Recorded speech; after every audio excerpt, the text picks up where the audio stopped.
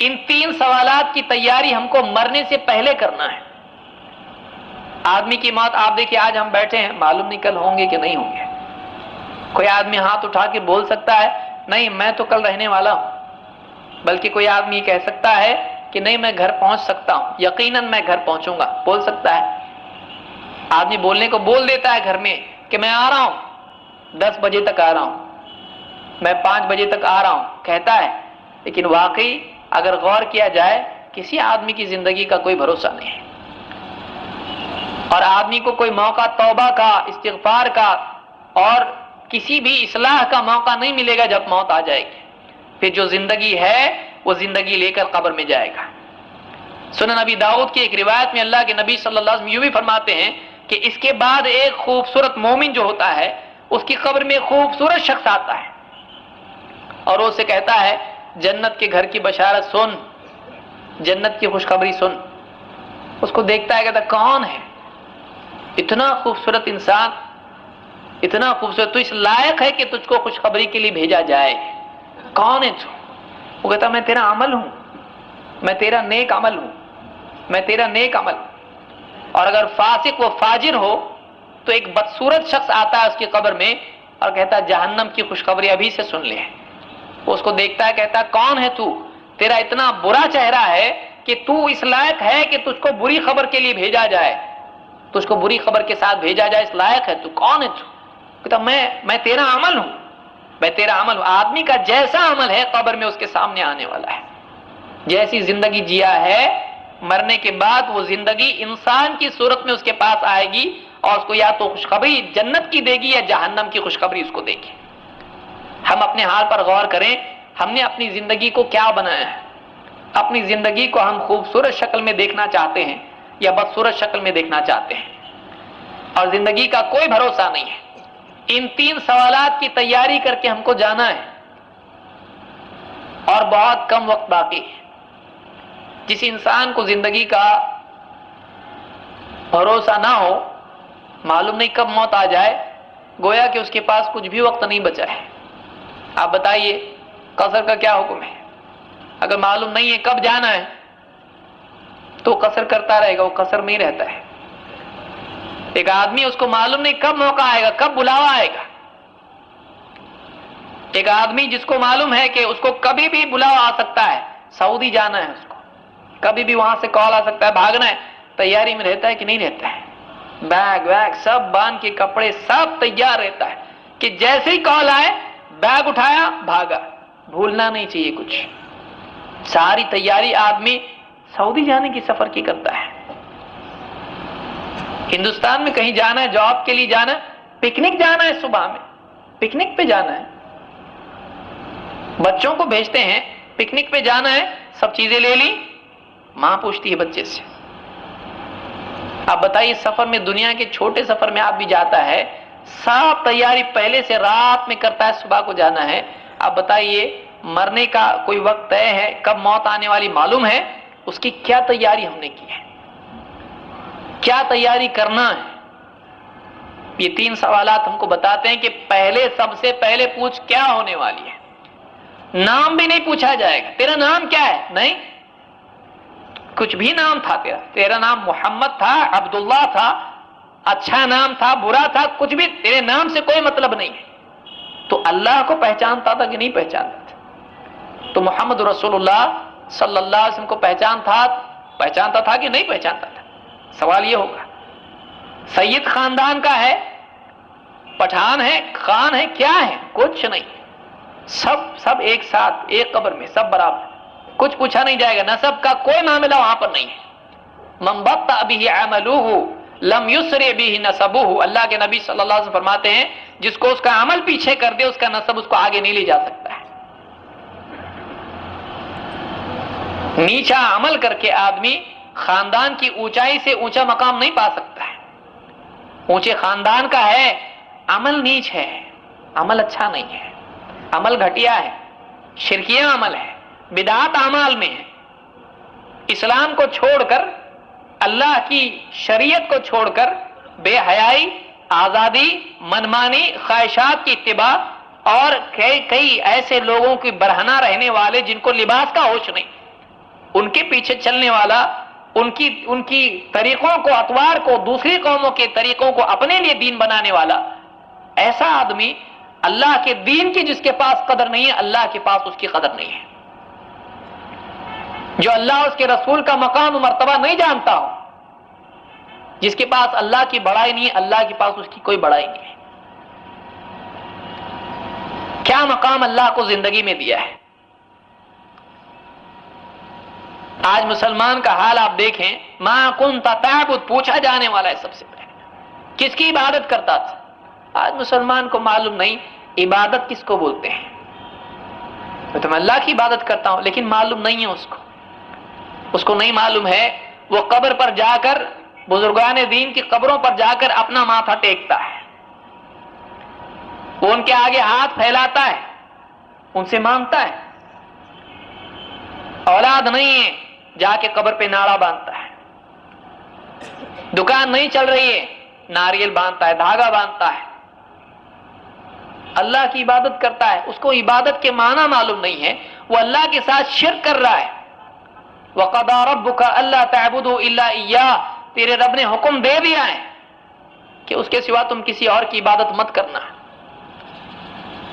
اور بزرگان دین ہم سب کی تعظیم کرتے ہیں، اولیاء کو ہم مانتے ہیں۔ بہت سارے لوگ سمجھتے ہیں اولیاء کو مانتے ہی نہیں۔ ہم اولیاء کو مانتے ہیں، لیکن ہم ان کو اولیاء مانتے ہیں جنہوں نے اللہ کے دین کو اپنی زندگی میں سب سے بڑا مقام دیا۔ ہم ان کو اولیاء نہیں مانتے ہیں جو چرس گانجا پی کر برہنہ لوگوں میں گھومے اور لوگوں کو اللہ کے حکموں سے دور کر کے ریس کے گھوڑے اس کے نمبر بتائے، لاٹری کے نمبر بتائیں۔ ان کو اولیاء ہم نہیں مانتے ہیں۔ اولیاء ہم ان کو مانتے ہیں جن کے بارے میں خود اللہ تعالیٰ نے فرمایا، الا ان اولیاء اللہ لا خوف علیہم ولا هم يحزنون الذین آمنوا وکانوا یتقون۔ خبردار، اللہ کے اولیاء کے لیے ان پر نہ کوئی خوف ہے اور نہ وہ غمگین ہوں گے۔ نہ ڈر کی بات ہے نہ غم کی بات ہے۔ اللہ کا معاملہ ان کے ساتھ ایسا ہونے والا ہے کہ ان کو ڈرنے کی ضرورت نہیں، ان کو غمگین ہونے کی ضرورت نہیں، ان کو اتنی بڑی جزا اللہ کی طرف سے ملنے والی ہے۔ لیکن ہے کون یہ؟ الذین آمنوا وکانوا یتقون۔ اللہ کے ولی وہ ہیں کہ جو ایمان والے تھے اور متقی تھے، پرہیزگار تھے، اللہ کی شریعت کی پابندی کرتے تھے۔ ولایت کے لیے پابندی، آزادی نہیں۔ ولایت کے لیے ایمان لازم ہے، کفریات اور شرکیات نہیں۔ ایمان اور تقوی کے بغیر ولی کا تصور ہی اسلام میں نہیں ہے، قرآن کی آیت ہے۔ آج مسلمان جاتا ہے ولی کی قبر پر اور دھاگا باندھتا ہے اور بڑی تمنا سے کہتا ہے ہم کو ایک لڑکا چاہیے، 3 لڑکیاں ہیں، چوتھی ڈر رہا ہوں، لڑکا چاہیے۔ کسی کو جاب نہیں مل رہا ہے، جاب کے لیے جاتا ہے، جاب مل جائے۔ کسی کی لڑکی گھر میں بیٹی بیٹھی ہوئی ہے، اس کا رشتہ نہیں ہو رہا ہے، اس کے لیے جاتا ہے۔ کسی کا کورٹ میں زمین کا ہڑپا ہوا کیس ہے، چاہ رہا ہے میرے حق میں آ جائے، اس کے لیے جاتا ہے۔